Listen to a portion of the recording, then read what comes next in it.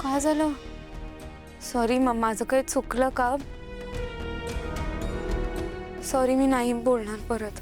Sorry कशाला बोलतेस सावली? अगं हे आमच्या लक्षात नाही आलं. किरण, हे चेंजेस करून घे. हुशार आहे सावली. Yes sir. या पेपर्समध्ये मी हे सगळे चेंजेस करून घेते. थँक्यू. येते मी. सावली, हा पहिला करार असेल ज्यावर तुझी सही असेल. आणि सावली, तुला म्हणून सांगतो, या डीलमुळे आपल्याला मंथली 10 लाखाचा फायदा होईल. म्हणजे सुरुवातीला होईल, पण फक्त 10 लाख? हो.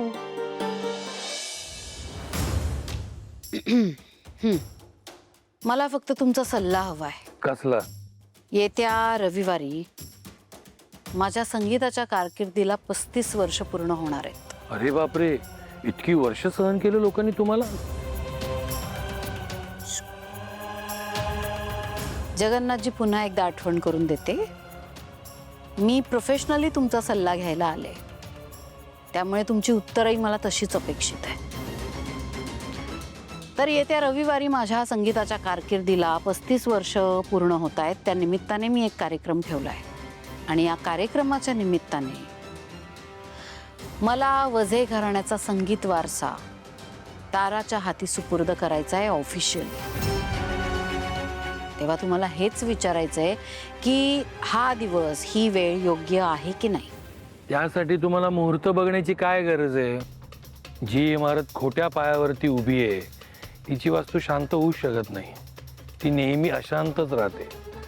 तुम्हाला म्हणायचं काय?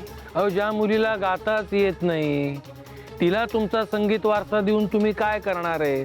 आणि त्या संगीत वारसाचं ती काय करणार आहे?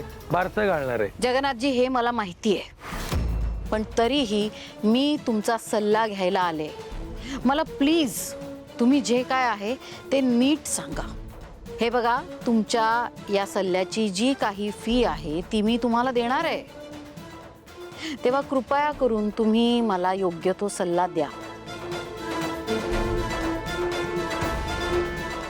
या कागदावर तुमचं पूर्ण नाव, पूर्ण जन्मतारीख, वेळ आणि ठिकाण लिहून द्या.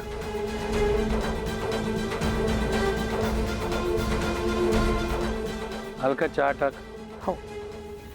फक्त मला.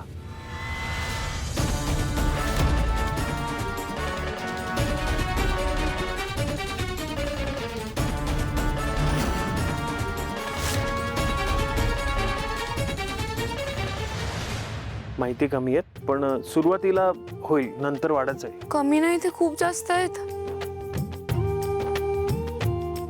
सारंग, ये तुम्ही.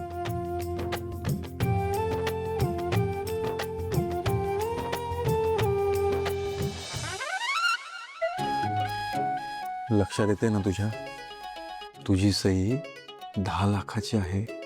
हो, मला नका ना घाबरवू तुम्ही. आधीच इथे काम करताना इतकं टेन्शन येतं मला. आधी करार होऊ द्यात, त्यांनी मान्य करू द्यात, मग विचार करूया. कशाबद्दल विचार करायचा आहे? गप्पा बसा. तुम्हीच म्हणता ना, ऑफिसची कामं ऑफिसमध्ये आणि घरची कामं घरी. कामं करा, विचार करताय. असं सगळं मी का बोलतो?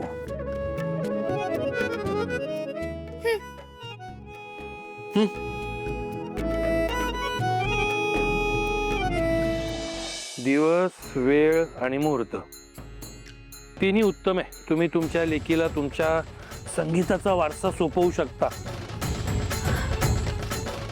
धन्यवाद. इथं येण्याचा फायदाच झाला मला. आता तुमची फी किती झाली तेवढं सांगा. परवडेल तुम्हाला? तुम्ही एकदा आकडा सांगून तर बघा. तुमच्या पुढ्यात असेल रक्कम. मी जे मागेन ते द्याल? अगदी. शब्द आहे भैरवी वझेचा. मग तुमच्या शब्दातनं माझ्या लेकीला मुक्त करा.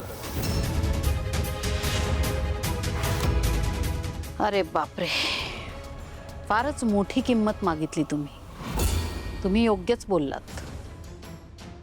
मला हे परवडणार नाही. बोललो होतो ना, माझ्या कामाचा योग्य मोबदला मिळाला तरच मी घेतो, नाहीतर समाजसेवा. फारच कठोर बोलता तुम्ही, नाही? आणि तुम्ही कठोर वागता. मला सांगा, हा खोटारडेपणा अजून किती दिवस चालू ठेवणार? या भैरवी वझेचं अस्तित्व या जगात असेपर्यंत. कोणाचंच अस्तित्व फार काळ टिकत नाही हो भैरवी वजे. आणि तुमचं तर नाहीच नाही. आणि तुमचं अस्तित्व एक खोट्याच्या जीवावर उभं आहे, कळलं ना? आणि खोटं किती ओरडून रंगवून सांगितलं तरी खोटं हे खोटंच राहतं. बरं मला सांगा, तुम्ही जिवंत असताना जर तुमचा खोटेपणा जगासमोर आला तर तुम्ही काय कराल? असं कधी होणार नाही. रादर मी असं होऊच देणार नाही. एवढा विश्वास आहे स्वतःवर? हो, स्वतःवर विश्वास आहेच, पण त्याही पेक्षा मला सावलीवर विश्वास आहे. ती मला दिलेलं वचन कधीच मोडणार नाही. आता हेच बघा ना, तुम्हाला आमचं हे गुपित गेले कित्येक दिवस माहिती आहे, पण तुम्ही काय करू शकलात? शेवटी तुम्हीही सावलीला दिलेल्या वचनात अडकलातच ना. तुमच्या लेकीने शपथ घातली आहे तुम्हाला. शेवटी बापाची माया. आता हेच बघा ना, मागे काही दिवसांपूर्वीच सावलीच्या सांगण्यावरून तुम्ही माझी मदत केलीच. सांगण्याचं तात्पर्य की तुम्ही सुद्धा सावलीला दिलेल्या वचनाच्या बेडीत अडकला आहात. त्यामुळे तुमची कितीही इच्छा असली ना की भैरवी वझेचं हे गुपित सगळ्या जगासमोर यावं, तरी तसं काही होणार नाही. निश्चिंत राहा. धन्यवाद. येते. तुम्ही निवडलेला दिवस आणि वेळ आणि मुहूर्त तिन्ही उत्तम आहे.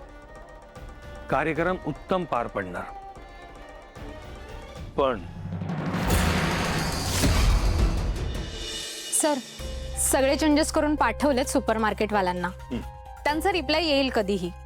पण सर, त्यांनी सांगितलंय आज 5 वाजण्याच्या आतच यावर सह्या झाल्या पाहिजेत, नाहीतर आपल्या हातून काम जाईल.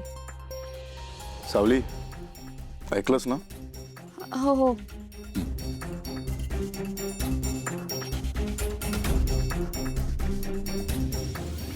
आज जर हा करार होणार असेल तर मग मी रियाजाला कसं जाऊ?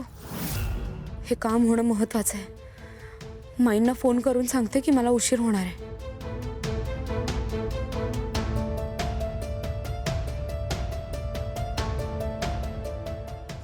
अहो, मी एक फोन करून येऊ का? जा. पण काय काही नाही.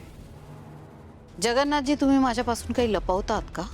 तुम्ही जगापासून इतकं काय काय लपवलंय, मी काय लपवणार तुमच्यापासून? काळजी नका करू, काही नाही लपवत आहे. जे काय होईल ते उत्तम होईल. माझ्या लेकीचं आणि तुमचंही भलंच होईल. इतक्या वर्षाच्या तुमच्या कष्टाचं तुम्हाला फळ मिळेल नक्की. खरं तर ज्या पद्धतीने आत्ता तुम्ही पण म्हटलात ना, त्यामुळे आता जे बोलतात त्यावर खरं तर विश्वास बसत नाहीये माझा. पण तरीही तुम्ही सावलीचे मानलेले बाबा आहात. आणि त्याहीपेक्षा महत्त्वाचं म्हणजे एवढे प्रसिद्ध ज्योतिषी आहात. तेव्हा तुमच्यावर आणि तुमच्या ज्योतिष विद्येवर विश्वास ठेवते. तुम्ही जे म्हणताय ते योग्यच असेल. येते.